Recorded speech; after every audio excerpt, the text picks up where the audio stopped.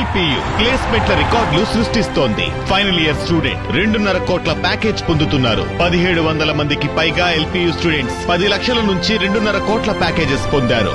విద్యా విప్లవం ప్రారంభమైంది లవ్లీ ప్రొఫెషనల్ యూనివర్సిటీలో.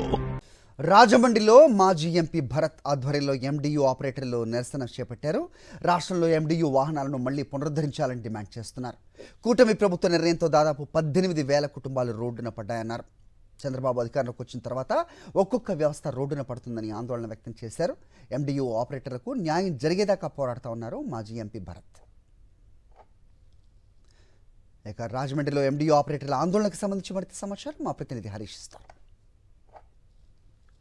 రాష్ట్ర ప్రభుత్వం ఎండియు వ్యవస్థను పూర్తిగా రద్దు చేయడంపై మొత్తం ఆపరేటర్లందరూ తీవ్రస్థాయిలో ఆందోళన వ్యక్తం చేశారు. రాష్ట్ర వ్యాప్తంగా 9,268 ఏదైతే రేషన్ బళ్ళు ఉన్నాయో వీటిని ఈ వ్యవస్థను నిలుపు చేయడం వల్ల దాదాపు 18,000 కుటుంబాలు రోడ్డున పడ్డాయి.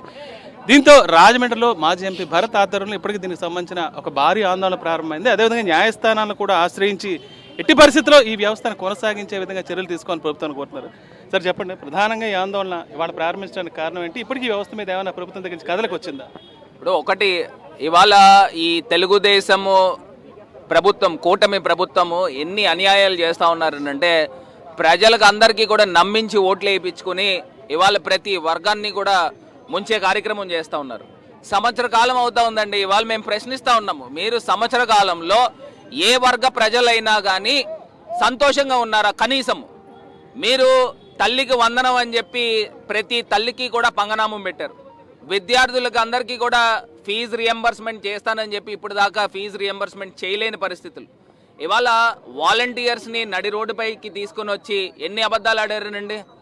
మేము వాళ్ళ మంత్రులు, వాళ్ళ డిప్యూటీ సీఎం వీళ్ళందరూ కూడా ఏం చెప్పారు, మీకు పెట్టేవాళ్ళమే కానీ మీ కడుపులు కొట్టేవాళ్ళం కాదని చెప్పి వాలంటీర్స్ ఏమయ్యారని అడుగుతా ఉన్నాం.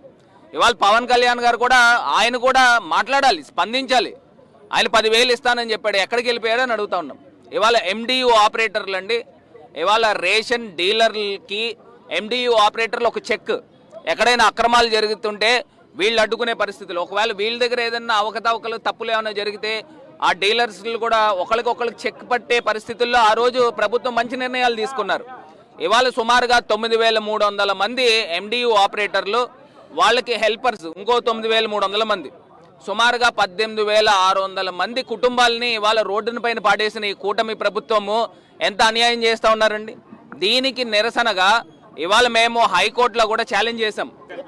ప్రధానంగా చెప్పేది ఎండియు ఆపరేటర్స్ ప్రధానంగా కోరుకున్నది ఇంకా 18 నెలల సమయం ఉంది. ఎట్టి పరిస్థితుల్లో ప్రభుత్వం వీళ్ళు తీయకుండా కొనసాగించాలి, లేదని ప్రత్యామ్నాయం చూపాలని వీళ్ళంతా డిమాండ్ చేస్తున్నారు. ఏది ఏమైనా సరే తమకు ప్రభుత్వం మళ్ళీ ఉపాధి కల్పించి ఇది కొనసాగించే వరకు ఈ ఆందోళన అయితే కొనసాగుతున్న విషయం స్పష్టంగా తెలియజేస్తున్నారు. రాజమండ్రి నుంచి హరీష్ ఫర్ సాక్షి న్యూస్.